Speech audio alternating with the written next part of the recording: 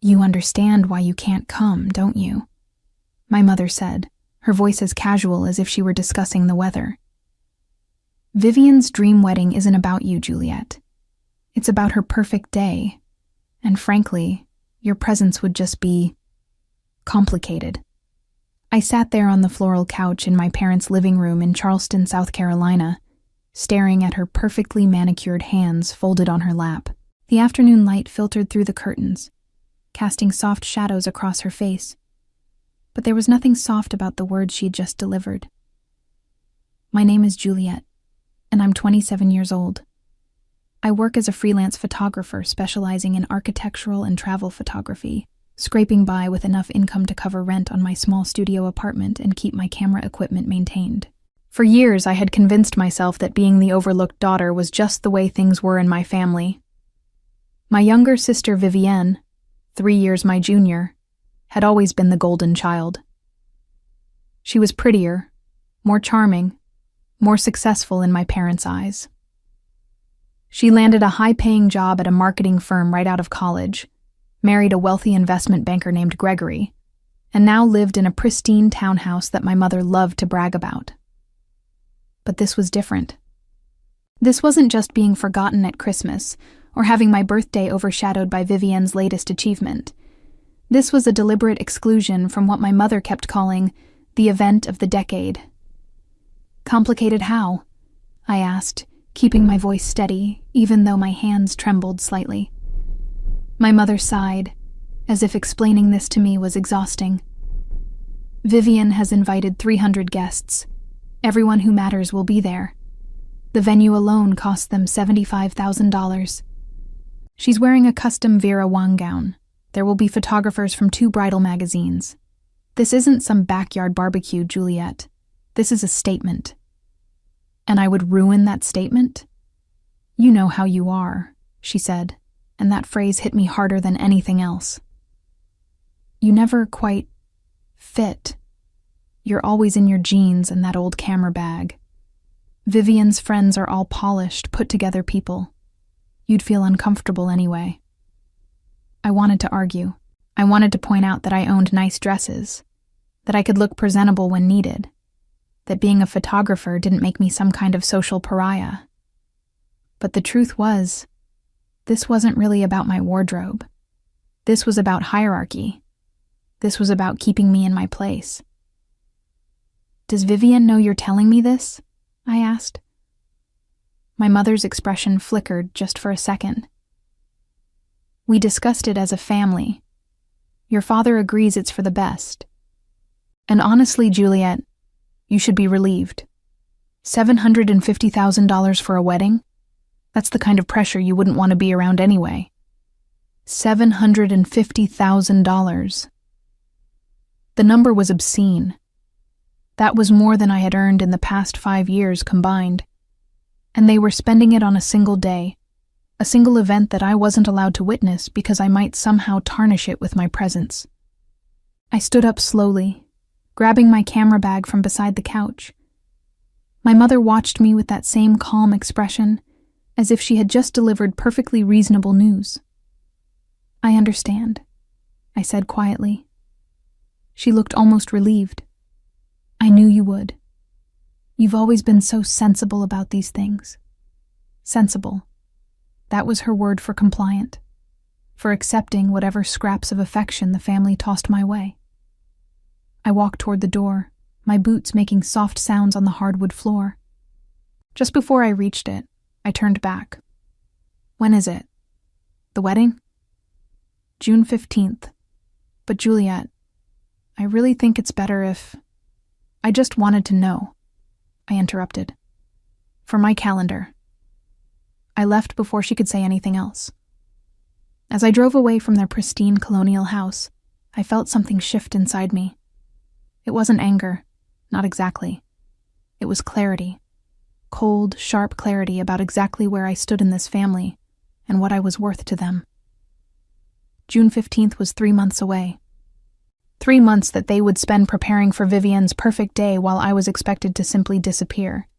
To make myself conveniently absent so nobody would have to explain why the older sister wasn't there. I pulled into a coffee shop parking lot and sat in my car for a long time, staring at my phone. Then I opened my banking app and looked at my savings account. $4,300. Not much, but it was mine. Money I had earned through my own work, my own skill. An idea was forming, something reckless and bold, and completely unlike the sensible, compliant Juliet my mother expected me to be. If they didn't want me at Vivian's perfect wedding, fine. But that didn't mean I had to spend that day alone in my apartment, scrolling through social media photos of an event I was banned from attending. I opened my laptop and started researching. The idea grew over the next few weeks, consuming my thoughts during quiet moments between photography jobs. I had always wanted to visit Paris. It was the kind of dream I had tucked away in the back of my mind, something that seemed perpetually out of reach for someone living paycheck to paycheck. But as I looked at my savings and did the math, I realized it was possible. Barely, but possible. Growing up, Vivian and I had been close for a brief window of time.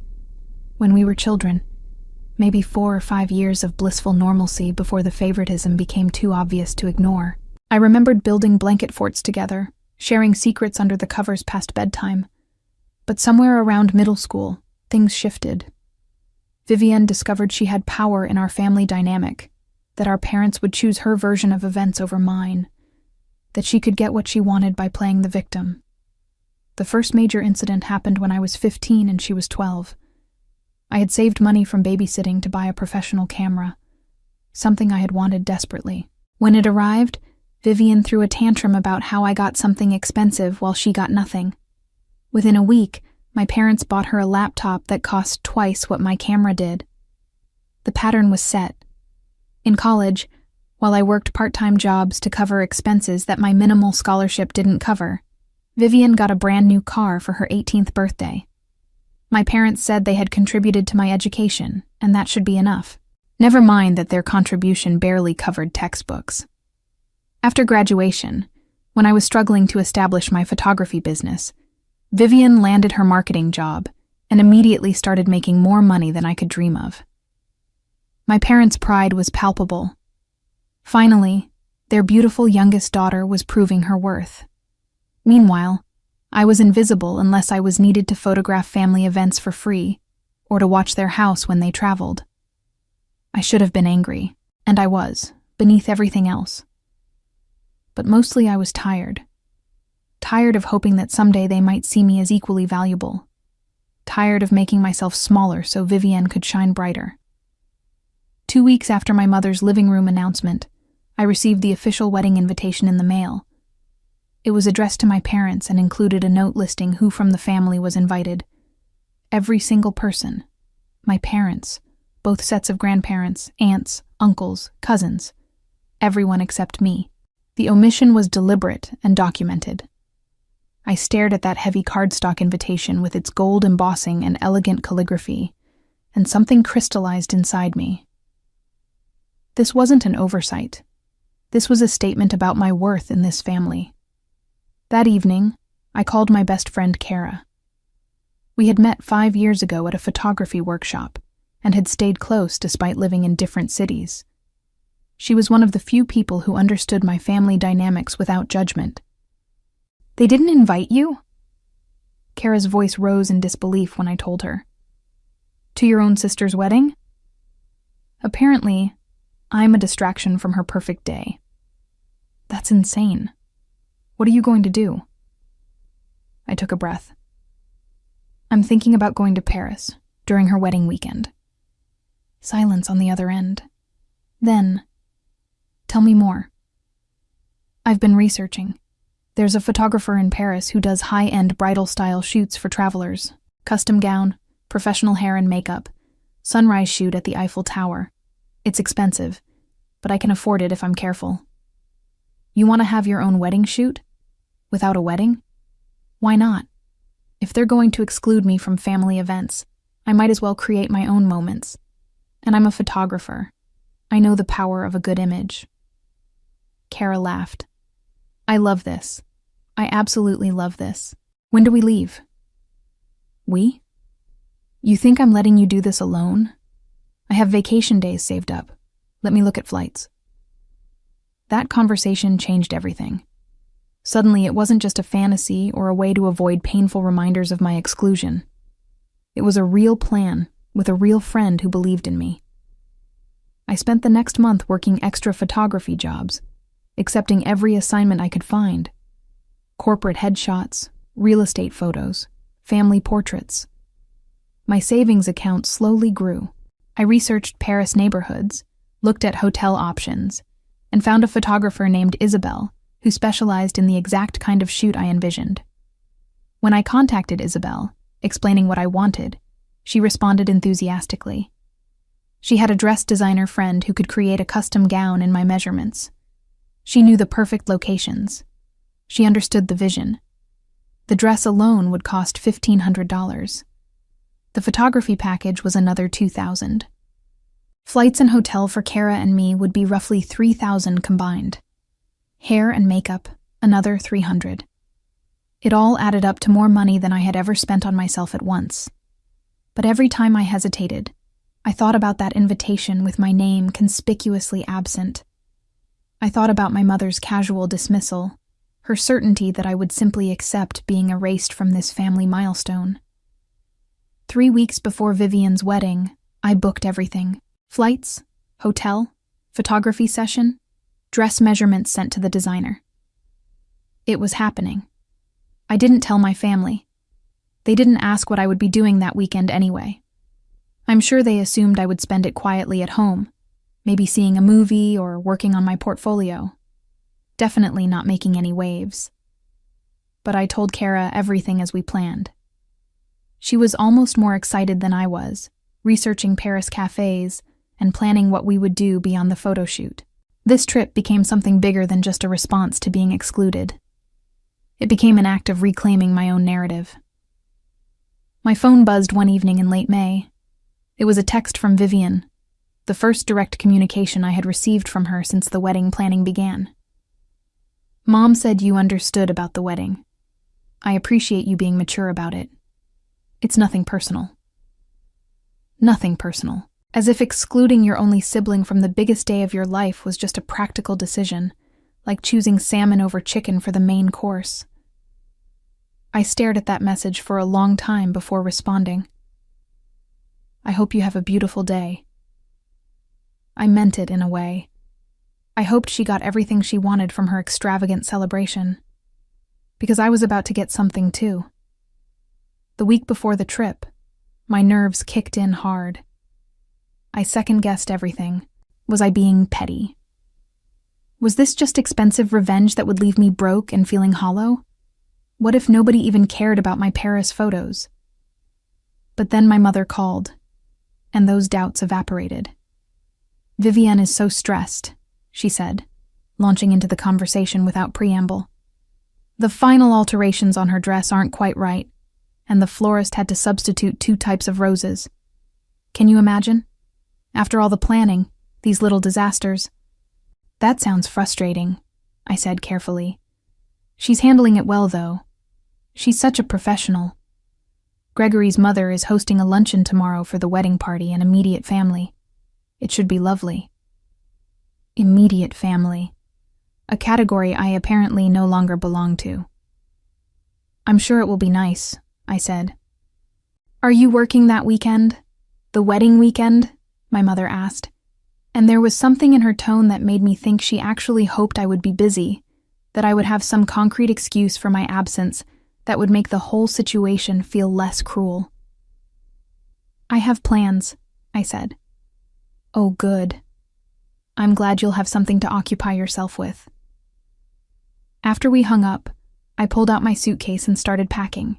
Kara was flying in 2 days before we left for Paris, staying with me so we could travel together. The dress designer had sent confirmation photos of the completed gown, and it was breathtaking. A flowing ivory creation with delicate beading on the bodice and a skirt that would move beautifully in photographs. It was everything I had envisioned and more. When Kara arrived, we spent the evening going over every detail of the trip. She had even brought props. A delicate veil she had found at a vintage shop, and a bouquet preservation kit so we could dry the flowers afterward if I wanted. "This is going to be incredible," she said, scrolling through Isabel's portfolio on her tablet. "Look at these shots. You're going to look like you stepped out of a magazine." I looked at the images, these stunning women in beautiful gowns at iconic Paris locations. In 2 days, that would be me. The thought was both thrilling and terrifying. "Do you think I'm being vindictive?" I asked. Kara set down the tablet and looked at me seriously. "I think you're being human. They excluded you from a major family event and expected you to just disappear quietly. You're not crashing the wedding or trying to ruin anything. You're simply living your life in a way that brings you joy. That's not vindictive. That's survival." We flew out on a Thursday evening, landing in Paris early Friday morning local time. Despite being exhausted from the overnight flight, I felt electric with anticipation. The city was everything I had imagined, elegant and historic, and alive with possibility. Our hotel was a small boutique place in the 7th arrondissement, within walking distance of the Eiffel Tower. After checking in and napping for a few hours, we met with Isabel at her studio. She was warm and enthusiastic, her English excellent despite a charming accent. "The dress arrived yesterday," she said, leading us to a back room where it hung on a mannequin. "I think you will be very pleased." It was more beautiful in person than in photos. The ivory fabric caught the light perfectly, and the beading was delicate without being overwhelming. I had told the designer I wanted something that looked bridal, but not costume-like, something that could be worn to a fancy event if I wanted. She had nailed it.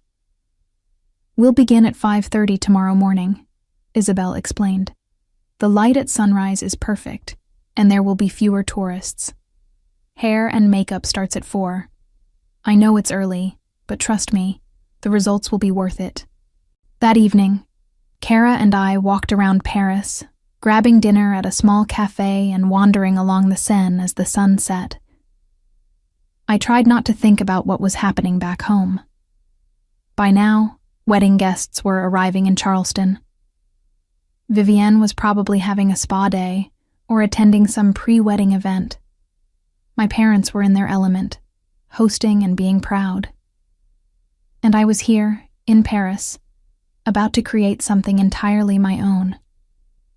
We went to bed early, setting multiple alarms. At 3:30 in the morning, we stumbled out of bed and got ready. The hair and makeup artist met us at the hotel, transforming my usually casual appearance into something ethereal. She wove small flowers into my upswept hair and gave me a natural but polished makeup look. By 5 in the morning, dressed in the ivory gown, I felt like a different person. Kara kept taking photos with her phone, grinning the entire time. "You look like a princess," she said. "Vivian's going to die when she sees these." "If she sees them," I corrected. "I haven't decided what I'm going to do with the photos yet." That was partly true. I had ideas, but nothing felt concrete. Part of me wanted to post the images publicly, to create a visible reminder that I existed and could create beauty without their permission. But another part of me wanted to keep them private, a secret rebellion that only I would fully understand. Isabel picked us up in her car, and we drove to the Trocadero Gardens. The sky was just beginning to lighten, a soft pink glow on the horizon. The Eiffel Tower stood before us, dramatic and iconic. "Perfect," Isabel murmured, already assessing angles and light. For the next 2 hours, we moved through the gardens and surrounding areas. Isabel directed me with professional expertise, having me turn, lift the dress, look toward the tower, walk along the paths. Kara assisted with the veil and dress train, making sure everything flowed perfectly. It was magic. There was no other word for it. As the sun rose and golden light spread across the scene, I forgot about being excluded from Vivian's wedding. I forgot about being the overlooked daughter. In that moment, I was simply Juliet, standing in one of the most beautiful cities in the world, looking exactly how I wanted to look. When Isabel finally lowered her camera, She was smiling. We have something very special. I can feel it. We changed locations for a few more shots, capturing images near the Seine and at a picturesque bridge. By 8 in the morning, we were finished, and I was exhausted but exhilarated. Back at the hotel, I changed out of the dress carefully, hanging it where I could see it. Kara and I collapsed onto our respective beds. That was unreal, Kara said. Seriously, Juliet, you just created art. I smiled, feeling something I hadn't felt in a long time. Not happiness exactly, but validation. Proof that I could create my own beautiful moments without needing my family's approval or inclusion. My phone buzzed. A message from my mother. Wedding day. Everything looks perfect. I didn't respond. Instead, I closed my eyes and let myself drift into sleep, satisfied in a way I couldn't quite articulate. Tomorrow, I would see the photos. Tomorrow, I would decide what to do with them. Tomorrow, everything might change. But for now, I rested, knowing I had done something brave and beautiful and entirely for myself. We spent the rest of Saturday exploring Paris, but my mind kept drifting back to Charleston. By now, Vivian's ceremony had started. I imagined the venue, probably some historic mansion or upscale hotel ballroom, decorated within an inch of its life. 300 guests in formal attire. My parents greeting everyone with proud smiles, playing the role of perfect in-laws to Gregory's wealthy family. And nobody would mention me. Nobody would ask where the older daughter was. If they did, my parents probably had a prepared answer. Oh, Juliet couldn't make it. She had work commitments. Something vague and dismissive that would shut down further questions. Kara noticed my distraction as we sat at a cafe in the Latin Quarter that evening. You're thinking about it. Hard not to, I admitted. I keep wondering if anyone even noticed I'm not there. Their loss, Kara said firmly. And honestly, after what we did this morning, after those photos we're going to see tomorrow, you won. You already won. I wanted to believe her. But there was a hollow feeling in my chest that wouldn't quite go away. It wasn't jealousy of Vivian's wedding exactly. It was grief for the family relationship I had always wanted but never had. Grief for being the daughter who wasn't worth including. Sunday morning, we met Isabel at her studio to review the photos. She had a large monitor set up, and as she pulled up the first image, I gasped. It was me, but somehow more than me. The morning light created an almost otherworldly glow. The Eiffel Tower rose behind me, perfectly framed. The dress flowed around me like water frozen in time. My expression was serene, confident, beautiful in a way I had never seen myself before. Keep going, Kara breathed, leaning forward. Isabel clicked through image after image. Each one was stunning. Some were dramatic, with dark silhouettes against the lightening sky. Others were soft and romantic, with the veil catching the breeze. There were close-ups that showed the dress details and wide shots that captured the scope of the location. These are professional quality, I said, my voice catching. These could be in magazines. Isabel smiled. They should be. You have a gift for the camera, Juliet. Many people freeze or look artificial, but you understood the assignment. You embodied the vision. We selected the best images for final editing. Isabel promised to have them ready by Tuesday, our last full day in Paris before we flew home Wednesday morning. As we left the studio, Kara grabbed my arm. You need to post these. I know you're hesitant, but these are too good to keep private. I don't know, I said. What if it seems like I'm trying to upstage Vivian? What if it does? Kara challenged. She excluded you from her wedding. She doesn't get to control how you spend your time, or what you share about your own life. These photos aren't about her. They're about you. We spent Sunday and Monday being tourists, visiting museums and eating incredible food. But my mind kept returning to those images. Kara was right. They were too beautiful to hide. And more than that, I had worked hard for them. I had saved money, planned extensively, taken a risk. Why should I diminish my own achievement because it might overshadow my sister? By Monday evening, I had made a decision. When Isabel sent the final edited images Tuesday morning, I would post one. Not to hurt Vivian, but simply to share something I was proud of. If my family had a problem with that, well, they should have thought about that before excluding me. Tuesday afternoon, the edited photos arrived in my inbox. They were even more stunning with Isabel's professional editing. The colors were rich, the lighting perfect, every detail polished. I spent an hour choosing which one to post.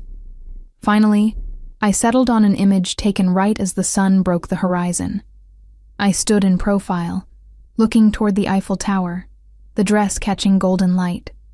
The composition was perfect, the mood both romantic and powerful. Now came the caption. I typed and deleted several versions, trying to find the right tone. Not bitter, not angry, but confident. Finally, I settled on something simple. No invite needed to shine brighter. I stared at those words for a long time. They were pointed enough that my family would understand the reference, but vague enough that most people wouldn't. It was my truth, delivered with grace rather than rage. I posted it to Instagram at 7 p.m. Paris time, which was 1 p.m. in Charleston. Vivian's wedding had been Saturday, so by now, she would be on her honeymoon, or at least in the immediate post-wedding glow, probably posting her own professional photos.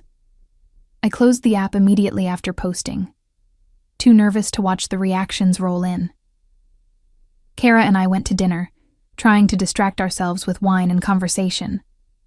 But by the time we got back to the hotel 2 hours later, my phone was exploding with notifications. The post had already gotten over 2,000 likes, far more than anything I had ever posted before. And the comments were pouring in. This is absolutely stunning. Where is this dress from? I need it. Paris goals. You look like a fairy tale princess. I scrolled through dozens of similar comments, my heart racing. Then I saw messages from people I actually knew. Distant cousins, old school friends, even a few professional contacts, all expressing amazement at the photo. But nothing from my immediate family. Not my parents, not Vivian. Radio silence from the people who should have cared most. It's going viral, Kara said, looking at her own phone. Look, someone already shared it to a wedding inspiration page. They're calling it Solo Bridal Paris Shoot and asking if this is a new trend. I checked the share count. Already over 300 shares and climbing. Within the wedding photography community I followed online, people were talking about it. Someone had tagged several bridal magazines in the comments, suggesting they feature the shoot. This is insane, I whispered. This is actually going viral. Kara was grinning. You created something people respond to. This is what happens when genuine emotion meets professional quality. People can feel the authenticity. We stayed up late watching the numbers climb. By midnight Paris time, the post had 5,000 likes and had been shared over 1,000 times. A major wedding blog had reached out asking to feature it. 2 photographers wanted to know who had shot it so they could credit Isabel. A dress designer asked about the gown. And still, nothing from my family. I went to bed that night, with my phone buzzing constantly with new notifications. It should have felt triumphant, but instead, I felt strangely empty. I had wanted validation, proof that I mattered, and I was getting it from thousands of strangers. But the people whose recognition I craved most remained silent. Wednesday morning, we packed for our flight home. My post was still gaining traction. Overnight, it had been picked up by a major lifestyle website with millions of followers. They had written a short article about the solo wedding shoot trend taking social media by storm, featuring my photo prominently. The numbers were staggering now. Over 15,000 likes, nearly 5,000 shares, comments in multiple languages. People were asking where to book similar shoots, tagging friends, sharing their own stories of being excluded from family events. I had unintentionally tapped into something bigger than my personal grievance. It resonated with people who had felt overlooked, dismissed, or excluded. My photo wasn't just pretty. It represented reclaiming your own narrative when others tried to write you out of the story.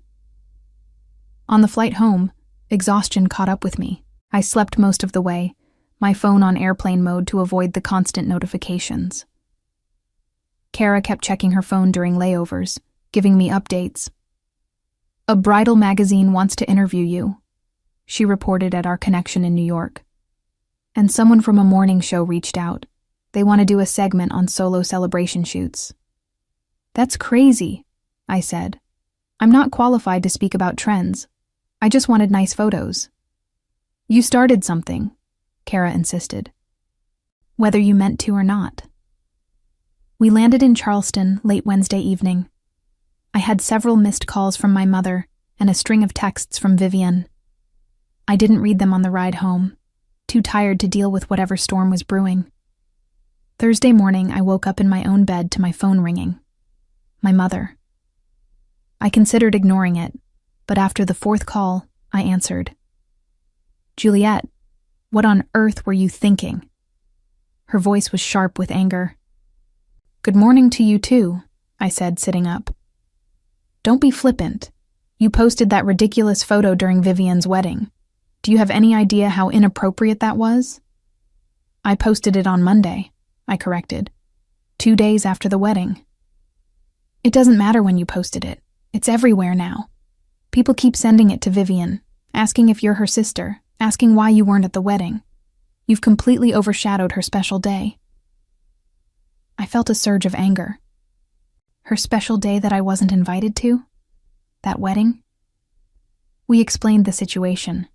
This was Vivian's time to shine, and you couldn't even give her that. You had to make it about yourself. "I went to Paris," I said, my voice dangerously calm. "I took photos that I'm proud of. I posted one picture to my personal Instagram account. How is any of that about Vivian?" "Because the timing was the only weekend I could afford the trip," I interrupted. "Or did you expect me to schedule my entire life around an event I wasn't allowed to attend?" Silence on the other end. Then, tightly, "Vivian is very upset. Vivian excluded me from her wedding without a conversation or explanation. I'm sorry if my life existing publicly upset her, but that's not my problem. This is exactly why we didn't invite you." My mother snapped. "This kind of attitude, this need for attention. You've always been jealous of your sister." "I've never been jealous," I said, and I meant it. "I've been hurt. I've been dismissed. I've been treated as less important my entire life. But I'm not jealous, and I'm done apologizing for existing." I hung up before she could respond. My hands were shaking. In all my years of accepting their treatment, I had never directly confronted my mother like that. It felt simultaneously empowering and terrifying. Within an hour, Vivian called. I almost didn't answer, but curiosity won. "You sabotaged my wedding," she said immediately, her voice thick with tears or rage or both. "I wasn't even in the same country as your wedding," I replied. "You know what I mean. Everyone is talking about your stupid Paris photos instead of my wedding. I spent 3 months planning every detail, and you ruined it with one attention-seeking post." "Vivienne, I didn't do anything to you. I took photos in Paris. That's it. During my wedding weekend. You planned it specifically to take attention away from me." "Actually, I planned it because it was the only weekend I wasn't expected to participate in family events," I said, "since I wasn't invited to yours." Mom explained why. "No," I cut her off. "Mom made excuses. There's a difference. You wanted me excluded, and you got what you wanted. But you don't get to control what I do with my own life and my own social media." "I barely got any engagement on my wedding photos," Vivian said, and now she was definitely crying. 200 likes. My wedding photographer's post got even less. But your stupid fake wedding shoot has gone viral. Do you know how that feels? Part of me wanted to feel sympathy, but a larger part felt nothing but cold satisfaction. I imagine it feels like being told you're not good enough to attend your sister's wedding, I said quietly. Like being erased from family photos and events, like being the eternal disappointment who never quite measures up. So yes, Vivian, I know exactly how that feels. She hung up on me.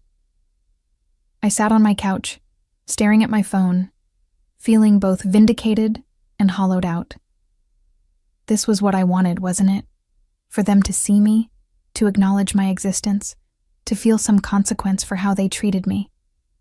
But it didn't feel as good as I thought it would. My phone buzzed with a text from Kara. Are you okay? Saw your Instagram comments. Your family found out. I replied, yeah, they're mad, but I'm okay. Kara, good. You did nothing wrong. Remember that. I spent the rest of Thursday catching up on work emails and trying to ignore the continued explosion of my Instagram post. It had passed 20,000 likes now. Multiple blogs had featured it. 2 more magazines had reached out. A wedding planning company wanted to sponsor similar shoots, asked if I'd be interested in becoming a brand ambassador. It was surreal. I had gone to Paris to create one beautiful moment for myself, and somehow I had accidentally launched a social media movement. People were posting their own solo celebration photos, using hashtags like Shine Without Permission and My Own Narrative. Friday afternoon, an unknown number called. I almost ignored it, but something made me answer. Is this Juliet? This is Melissa from Bridal Dreams magazine. We'd love to feature your Paris shoot in our next issue and do a full interview about the experience. Bridal Dreams magazine, one of the biggest bridal publications in the country. The same magazine that had allegedly sent photographers to cover Vivian's wedding. I'm interested, I heard myself say. What would that involve? As Melissa explained the opportunity, I realized this was bigger than I had imagined. They wanted a 4-page spread, professional treatment, my story told in my own words. They were calling it a new kind of celebration, when you're your own guest of honor. After we hung up, I sat in stunned silence. Then I started laughing. Not cruel laughter, but the kind born from disbelief and irony. Vivian had spent $750,000 to get magazine coverage for her wedding. And I had accidentally gotten it with one Instagram post and a $5,000 trip to Paris. The magazine interview was scheduled for the following week. In the meantime, my Instagram post continued its trajectory. It hit 40,000 likes, then 60,000. Brands started reaching out, offering sponsorships and collaborations. A travel company wanted to create a solo celebration package based on my experience. A dress designer wanted to collaborate on a line of non-wedding formal wear for women celebrating themselves. I was overwhelmed.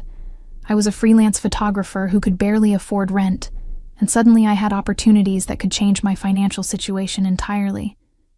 But more than the money or attention, I felt seen. Thousands of people understood what I had done and why it mattered. My family, however, was spiraling. Saturday morning, my father called. Unlike my mother, he wasn't yelling. He sounded tired. Juliet, can we talk? In person? I agreed to meet him at a coffee shop near my apartment that afternoon. When I arrived, he was already there, looking older than I remembered. The stress of the past week showed on his face. Thank you for coming, he said as I sat down. What did you want to talk about? He sighed, stirring his coffee unnecessarily. Your mother and sister are very upset. I know. They've made that clear. They feel you deliberately tried to ruin Vivian's wedding. And what do you think? I asked. He was quiet for a long moment. I think we didn't handle the wedding situation well. Your mother was worried about family dynamics, about keeping things smooth for Vivian's day. But maybe we went too far. Maybe? The word came out sharper than I intended. We should have included you, he said quietly. That's what I wanted to say. We should have found a way to make everyone feel welcome. But you didn't. No, we didn't. He looked at me directly for the first time. And I'm sorry for that. I should have stood up for you, and I didn't. It was the first apology I had received from anyone in my family. It should have felt more satisfying than it did. I appreciate that, I said carefully. But Dad, this isn't just about the wedding. This is about years of being treated like I don't matter as much as Vivian. The wedding was just the final, most obvious example. I know, he said, and he looked genuinely pained. Your mother and I, we saw Vivian's confidence and success, and we wanted to encourage that. But we didn't realize how much we were neglecting you in the process. You realized, I corrected. You just didn't think it mattered enough to change. He didn't argue. Instead, he pulled out his phone and showed me something. It was Vivian's Instagram account. Her wedding photos had comments disabled, and where there should have been hundreds of likes, there were barely a handful. She's devastated, he said. All that planning, all that money, and nobody seems to care. Meanwhile, your Paris photos are everywhere. She feels like you stole her moment. I didn't steal anything, I said firmly. I created my own moment. The fact that people responded to it more than they did to her wedding isn't my fault. I know that. Logically, I know that. He put his phone away. But she's my daughter too, and she's hurting. So am I said. I've been hurting for years and none of you noticed or cared. Now suddenly it matters because Vivian's feelings are hurt? That's not fair, isn't it? I stood up. Dad, I'm glad you apologized about the wedding. But one apology doesn't undo decades of dismissal. And I'm not going to apologize for living my life and posting about it just because it makes Vivian feel bad. I left before he could respond. Walking back to my apartment, I felt the weight of everything settling on my shoulders. This wasn't the simple revenge fantasy I might have imagined. It was complicated and messy and painful for everyone involved. But I also felt something else. Freedom. For the first time, I wasn't trying to make myself smaller to accommodate my family's comfort. I wasn't apologizing for taking up space. Monday morning, I did the interview with Bridal Dreams magazine. The journalist, Melissa, was insightful and kind, asking questions that went beyond the surface story. What made you decide to do this shoot? She asked. I wanted to create something beautiful for myself, I said.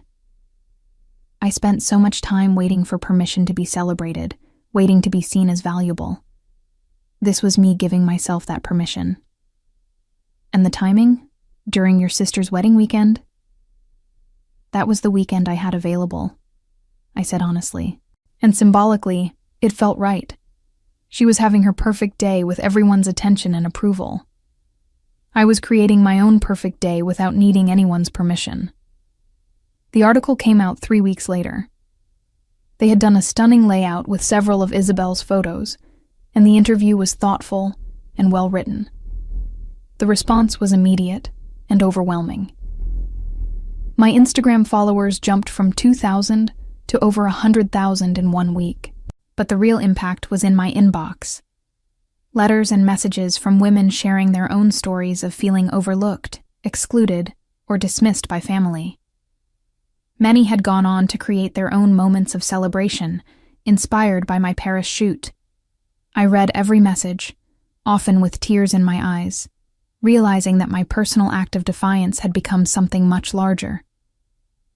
A week after the magazine came out, Vivian showed up at my apartment unannounced. I almost didn't let her in, but curiosity won again. She looked different. Smaller somehow, less sure of herself. The confidence that had always defined her seemed shaken. "Can we talk?" she asked. I stepped aside to let her in. We sat in my small living room, an awkward silence stretching between us. "I read the magazine article," she finally said. "The things you said about feeling excluded, about not being celebrated. What about them?" I never thought about it like that. From my perspective, I was just living my life, being successful, getting what I worked for. I didn't realize...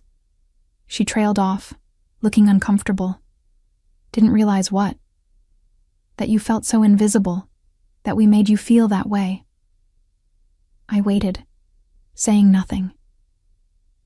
"I'm not apologizing for my wedding," Vivian continued, some of her old defensiveness returning. "Or for my life. But I am sorry that you felt excluded for so long that you had to go to Paris alone to feel celebrated." It wasn't a perfect apology. It was wrapped in defensiveness and qualifications. But it was something. "Thank you," I said simply. "Are we ever going to be okay?" she asked. "As sisters?" I thought about that. "I don't know, maybe. But it would require you actually seeing me as an equal, not as someone who exists in your shadow." She nodded slowly. "The thing is, your Paris photos proved you were never in my shadow. You just made it look that way by staying quiet." She left shortly after, and I sat in my apartment thinking about her words. She wasn't entirely wrong. I had made myself smaller for years, accepting the role of overlooked daughter because it seemed easier than fighting. But I wasn't that person anymore.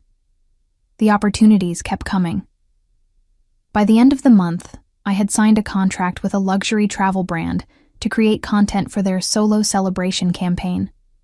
The payment was more than I had made in the previous 6 months combined. A boutique hotel chain reached out about an ongoing partnership. 3 different photography workshops wanted me to teach sessions about creating viral content with authentic storytelling. My financial situation transformed overnight. For the first time in my adult life, I wasn't worried about making rent.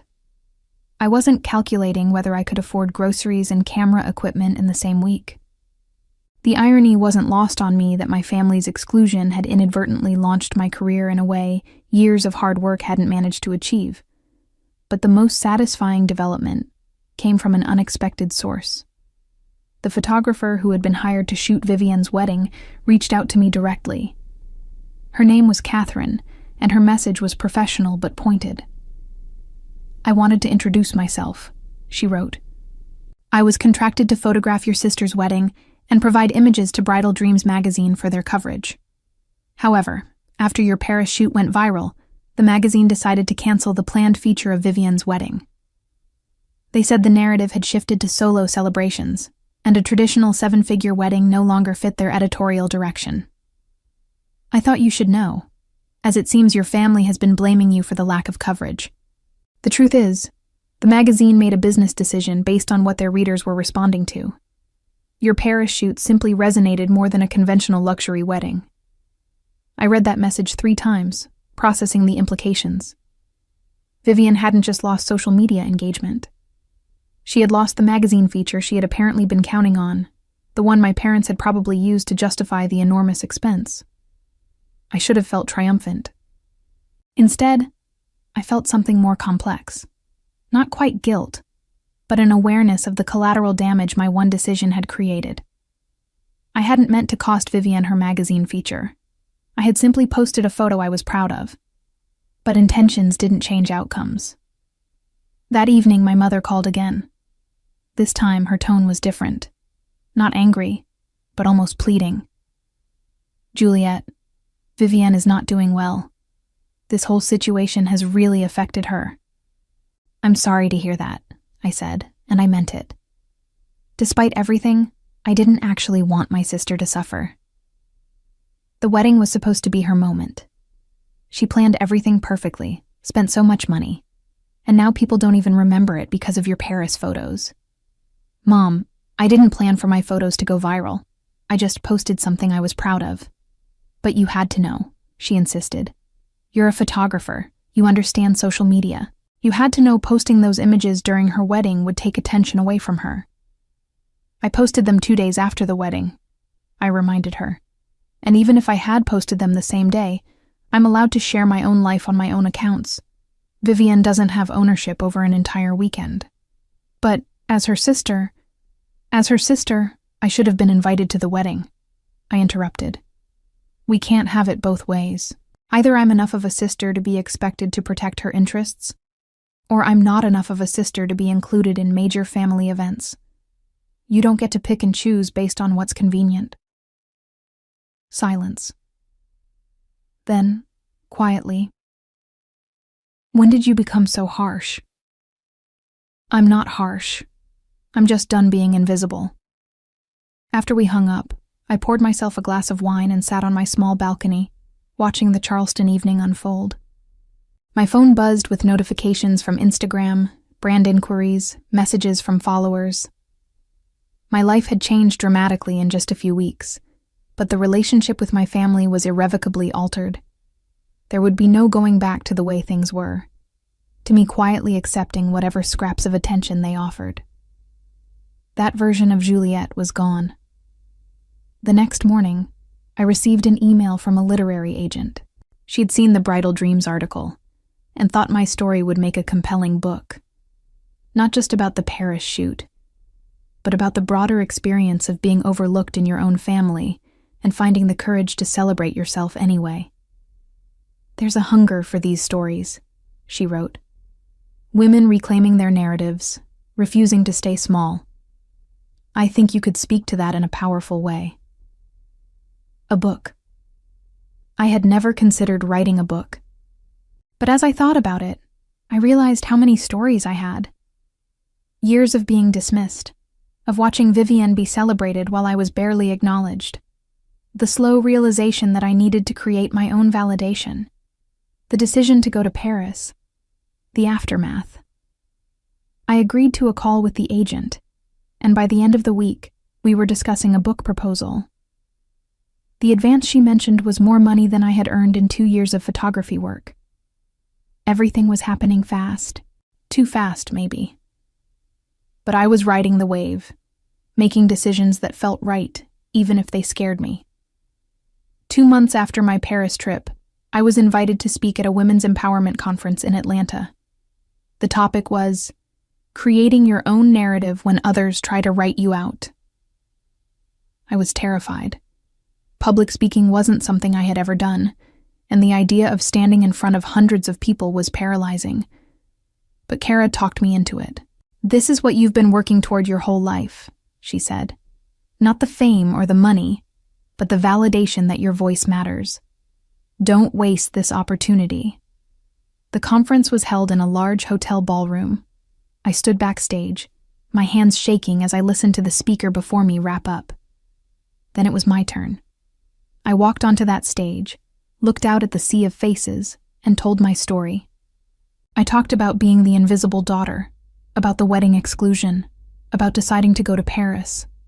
I showed the photos, talked about the viral response, discussed the complicated aftermath. And when I finished, the applause was thunderous. Women came up to me afterward, sharing their own stories of family exclusion, of being overlooked, of finding the courage to celebrate themselves anyway. Several were crying. Many hugged me. You made me feel less alone, one woman said. I thought I was the only one whose family treated them like this. That night in my hotel room, I reflected on how far I had come. 3 months ago, I was the excluded sister, hurt and invisible. Now I was someone whose story resonated with thousands of people. But I still felt the ache of family disconnection. Success didn't erase that pain.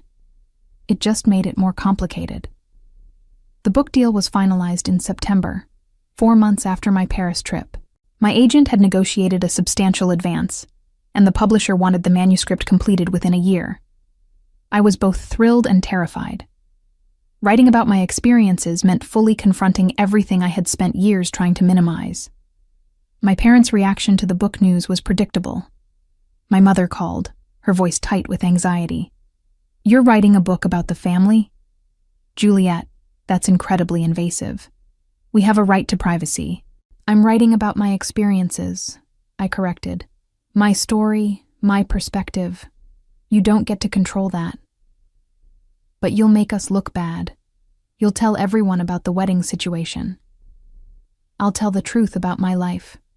If that makes you look bad, maybe you should have treated me better. She hung up without another word. Vivian's response came via text. I can't believe you're doing this. Profiting off family drama. This is a new low. I didn't respond. There was nothing to say that wouldn't escalate into another argument. But the distance from my family, while painful, was also liberating. I was building a life that didn't require their approval. I was creating success on my own terms.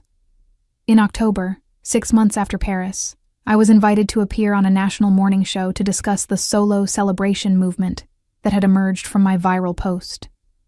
The segment was titled, Why Women Are Celebrating Themselves, and I was nervous about how they would frame the story. The interview went better than I expected. The host was warm and genuinely interested in the psychological aspects of family exclusion and self-validation. When she asked about my sister's wedding, I was careful with my words. The exclusion hurt deeply, but it also clarified some things for me. I realized I had been waiting my whole life for my family to see me as valuable, and I finally understood that I didn't need their permission to celebrate myself. And your relationship with your family now? The host asked. Complicated, I admitted. We're in a difficult place. But I'm at peace with that because I'm no longer sacrificing my own well-being to maintain a relationship that was never healthy to begin with. After the show aired, my Instagram followers jumped to over 300,000. More brand deals came in. More speaking invitations. The momentum was dizzying. But the real turning point came in late October when I received an email from Bridal Dreams magazine again. They wanted to do a follow-up piece, 6 months after the original feature.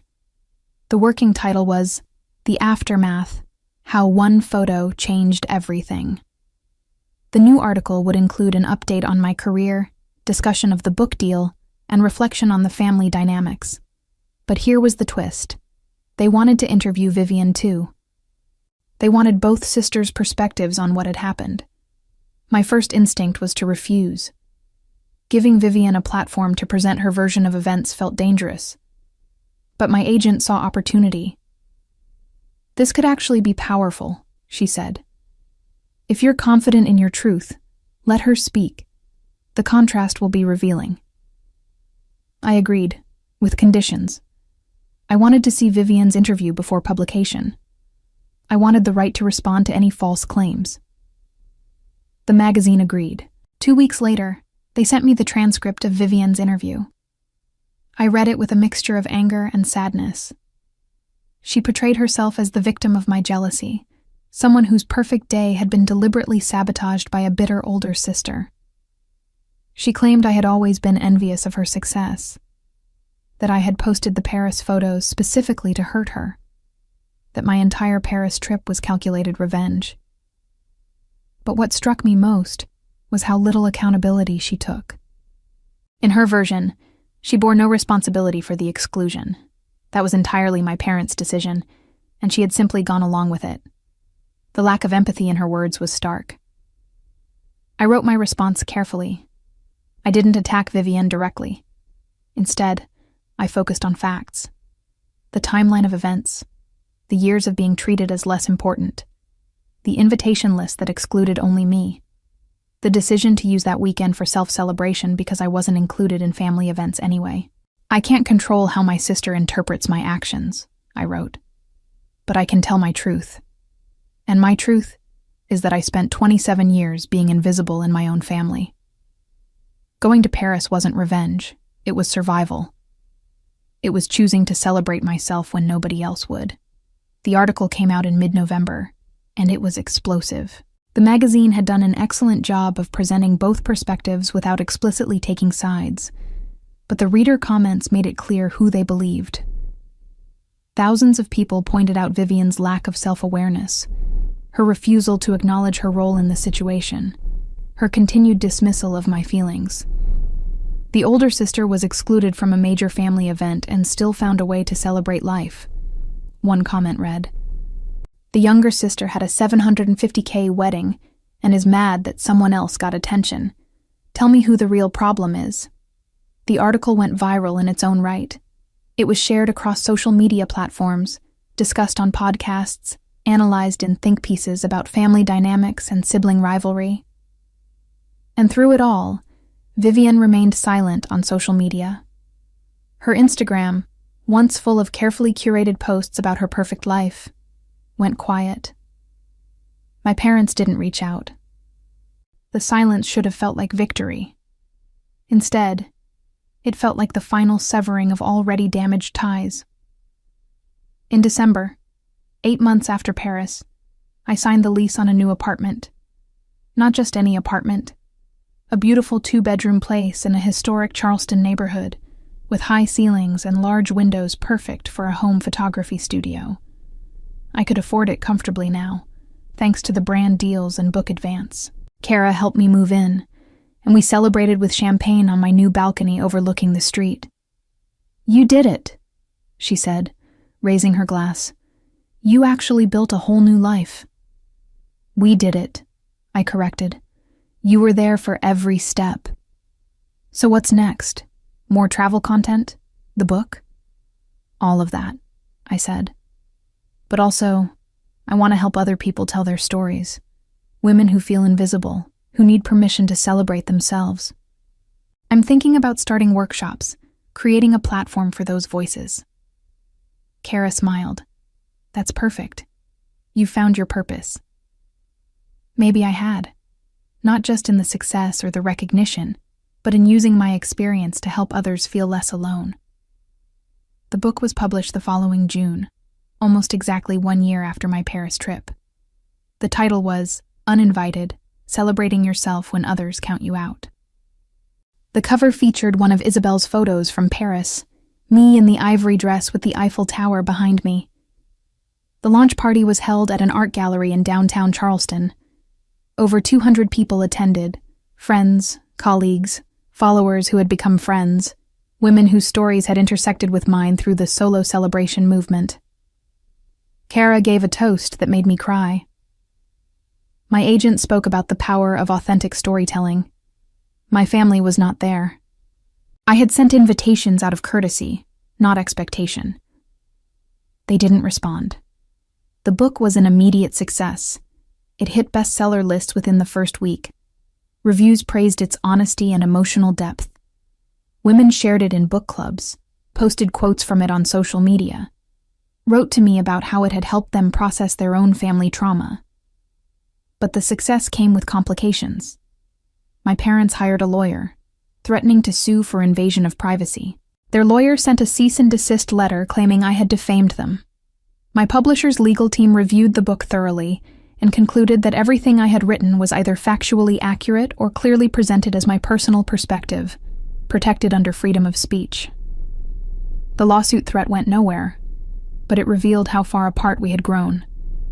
They were more concerned with their reputation than with understanding the pain that had led me to write the book in the first place. Vivian took a different approach. She wrote an op-ed for a website about being portrayed unfairly in someone else's narrative. She never mentioned me by name, but the subtext was clear.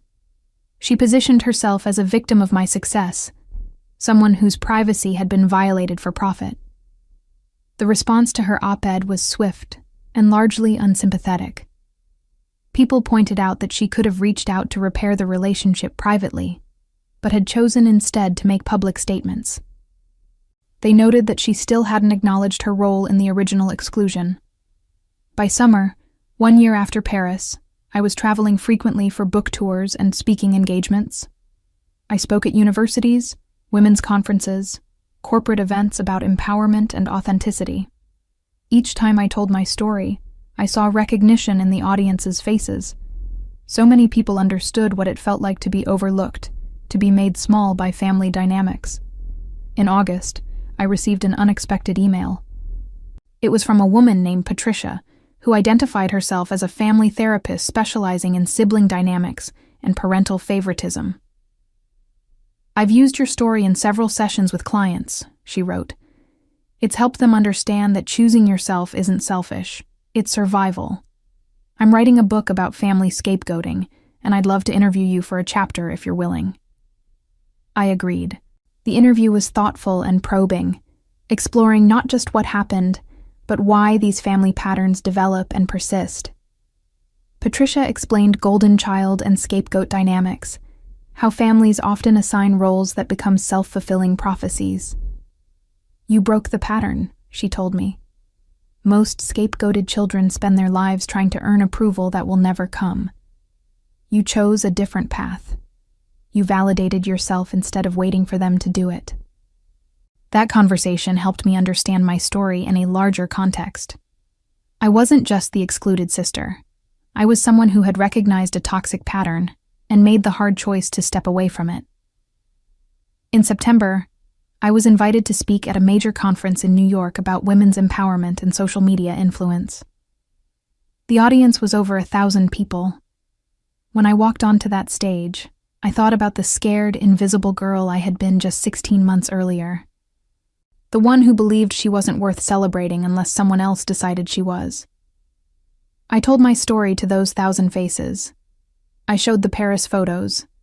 I talked about the viral response and everything that followed. And then I said something I had been thinking about for months. Going to Paris wasn't revenge. It was revolution. Personal revolution. The quiet kind that happens when you stop asking for permission to exist fully and start granting it to yourself. My family wanted me to be invisible, and for years, I complied. But in Paris, I made myself visible, and I discovered that when you shine your own light, you don't need anyone else's approval to be luminous. The applause was deafening. After the conference, I walked through Central Park, reflecting on everything that had changed. My career was thriving in ways I never imagined possible. I had financial security, professional recognition, a platform to help others. But I had also lost my family, or perhaps I had simply acknowledged a loss that had always existed. That evening, I received a text from an unknown number. When I opened it, I saw it was from Vivian. "I saw your New York speech online. You were right about some things. I've been thinking a lot this past year. I'm in therapy now, working through my own issues. I'm not ready to talk yet. But I wanted you to know, I'm trying to understand." It wasn't an apology. It wasn't a reconciliation, but it was acknowledgement. Maybe that was enough for now. I replied simply, "I'm glad you're taking care of yourself. When you're ready to talk, I'm here." Whether she would ever take me up on that offer, I didn't know. But I meant it. I had built a life that didn't require her approval or presence, but there was still a part of me that hoped for healing. Not a return to the old dynamics, but something new and healthier. Months after the New York conference, the consequences of my family's choices became increasingly clear. My parents' social circle in Charleston had read my book, and many had distanced themselves, uncomfortable with the revelations about how they had treated me. Their reputation in the community suffered, as people realized the golden family image had been built on the erasure of one daughter. They retired early and moved to a smaller town where nobody knew their history, unable to face the judgment in their former neighborhood. Vivian's career had stalled after the wedding incident and subsequent publicity. The marketing firm where she worked quietly let her go during a restructuring, though it was clear her viral notoriety had made her a liability. Gregory filed for divorce 8 months into their marriage, unable to handle the social media fallout and what he called her obsession with appearances over substance. She moved back in with our parents for a while, a humbling experience for someone who had spent her life being celebrated as the successful one. As for me, I sat on my apartment balcony 2 years after that Paris sunrise, watching Charleston wake up on a peaceful morning. My second book was releasing next month, a guide to solo celebration and self-validation for women reclaiming their narratives. I had launched a successful online community for women navigating family exclusion, providing resources and support that I wished I had when I was younger. Kara and I were planning another trip to Paris, this time just for pleasure rather than necessity.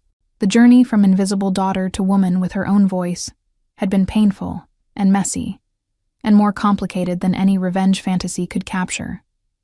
But sitting there with my coffee, watching the morning light paint the city gold, I realized something important. I hadn't just escaped being overlooked. I had learned to see myself clearly, to celebrate myself genuinely, to shine without needing anyone's permission or approval.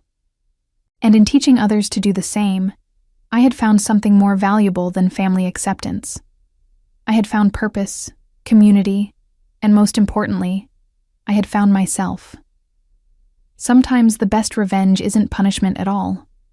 Sometimes it's simply refusing to stay small, building a life so bright that those who tried to dim you can't help but notice and realize too late what they lost when they chose not to see you in the first place.